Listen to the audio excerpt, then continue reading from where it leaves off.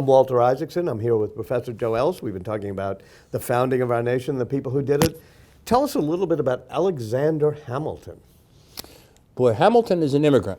And if you wanted a case for immigration, he would be, and for the current legislation justifying more immigration. This is a young man that comes from the Caribbean. His father is a ne'er-do-well crook banker. His mother is probably a prostitute. When he's 8 years old, his mother is dying of some strange disease, probably malaria. He has it too. He and she are lying in bed together. They're being bled, they're being given eggs, they're lying in their own excrement and vomit, and she dies. He's 8 years old. Anybody who at that moment predicted that this is going to be one of the greatest statesmen in American history would have been regarded as a lunatic. But the prodigy comes to the land of opportunity. He kept being discovered by people. You know, Scottish bankers bring him to and give him the scholarship. He wants to go to Princeton, but he goes to meet the president of Princeton, and he says, "I'd like to finish in a year." And he says, "You can't do that." He says, "Then I don't want to come here." So he goes to Columbia. He goes to Columbia, what's called, then called King's College. It's actually fortunate. It puts him in New York City, which is a big banking and financial capital already at the time. Hamilton is charismatic. He's both a man's man and a ladies' man. I mean, he's the kind of guy that always wants to be in the front of a cavalry charge.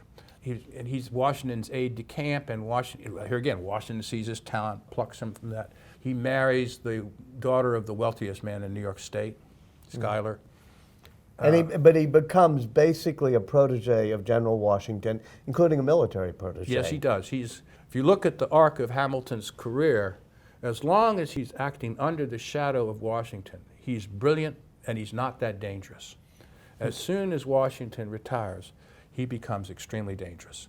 Why is that? He's prepared to lead an insurrection that puts down the Jeffersonian Party in Virginia, that invades Mexico. I mean, he's got these unbelievably, these extravagant Well, one plans. biographer said he was courageous but completely daft at times. Yeah, if there was one person that had the potential to become an American Napoleon, it was Hamilton. But at the time that we were most interested in him, during the convention and after the convention, it is Hamilton who articulates the most conservative position in the convention, thinks that the ambiguities and the compromises that are eventually reached make it a weak document. But he said he comes back to sign.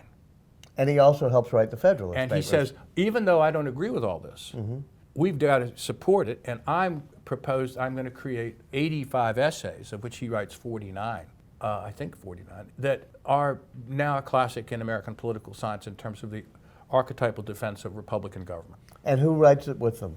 The other two are Madison and Jay. Jay only writes 5 of them. He's hitting the head with a rock. He's defending some people from a mob, and he's hitting the head. He also has a bad case of rheumatism. Jay is an impressive figure. I could just include him at this moment, whose reputation I think will grow as his papers are published. His role in the Constitutional Convention he's not there because the state of New York won't elect him because he's too powerful. Right. And he's very much in favor of a central government. He's very much in favor, and they put him in there with Hamilton, and there's no stopping him. Right, so they end up not electing him. But he is behind the scenes. He's the guy that recruits Washington to the convention, really. Then Madison follows suit. But he's the guy that writes to Washington a year ahead of time and says, His Excellency, you got to start thinking about what's going to happen that's going to require your presence back in public life. And one more thing, tell us about the relationship between Hamilton and Jefferson. They were philosophically opposed, but they do work together. For a period of time they do. And Hamilton, when they eventually become enemies, Jefferson says Hamilton is a host unto himself. No one person can go up against him in an argument. Be it a verbal or a written or prose argument. But Hamilton was basically in favor much more of a financial, centralized, banking type government. There's a reason why he's got the statue on Wall Street. Right, and why Jefferson is out in Monticello.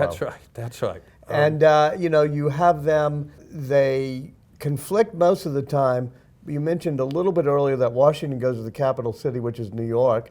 I think some of students might not realize Washington wasn't the capital as well. Washington is not made the capital until 1800, 1801. I mean, and that's partly a compromise with Hamilton and Jefferson, right? That's right. There's a dinner, a famous dinner they have, in which, for the support of Madison for the passage of part of Hamilton's financial program, that Hamilton concedes that the Potomac location will be the location for the capital. And then they name it after George Washington. And they always were going to do that. They were. So that the first capital of the United States is in New York.